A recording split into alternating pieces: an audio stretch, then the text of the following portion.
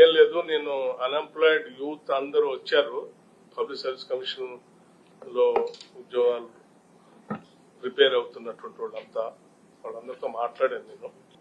వాళ్ళు చెప్పే రిక్వెస్ట్ ఏంటంటే ఈ ప్రెజర్ ఎక్కువ అవుతా ఉంది, గ్రూప్ 2 ఎగ్జామ్ ని డిసెంబర్ వరకు ఏమైనా పోస్ట్పోన్ చేయడానికి అవకాశం ఉంటే పోస్ట్పోన్ చేస్తే గ్రూప్ 3 అయిన తర్వాత వాళ్ళకి వెసులుబాటు బాగా ఉంటుంది.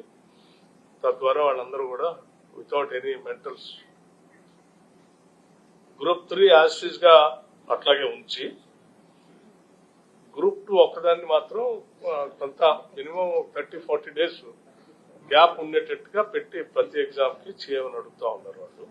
సో ఏమాత్రం అవకాశం ఉన్నా గానీ ఆ రకంగా కొంత ప్లాన్ చేసి చేయడానికి అవకాశం ఉంటే డిసెంబర్ లో పర్లేదని అంటున్నారు.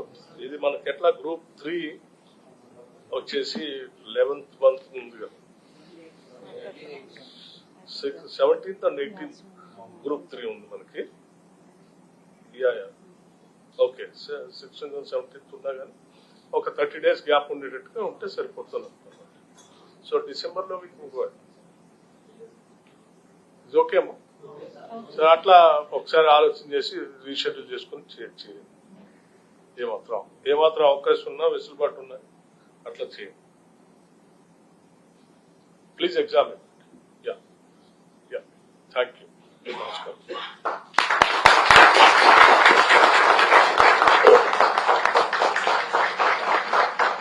సార్ పోస్ట్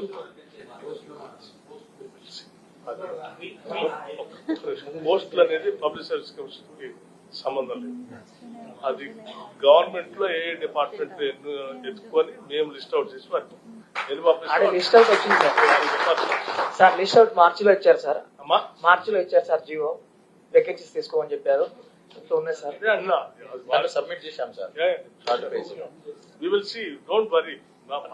నేనేం చెప్పా మీకు, సాధ్యమైనంత వరకు ఈ రాష్ట్రంలో ప్రతి బిడ్డ చదువుకోవాలి. చదువుకున్న వాళ్ళందరికీ ఏదో ఒక రకమైన ఉపాధి దొరకాలి. ఉద్యోగమా, అన్ఎంప్లాయ్మెంట్, సెల్ఫ్ ఎంప్లాయ్మెంట్ స్కీమా, ప్రైవేట్ సెక్టరా, ఏదో ఒక దాంట్లో మాత్రం these resources has to be utilised proper. Thank you. I wish you all the best. God bless you. బాగా చదువుకోండి and I wish you all the best. అందరికీ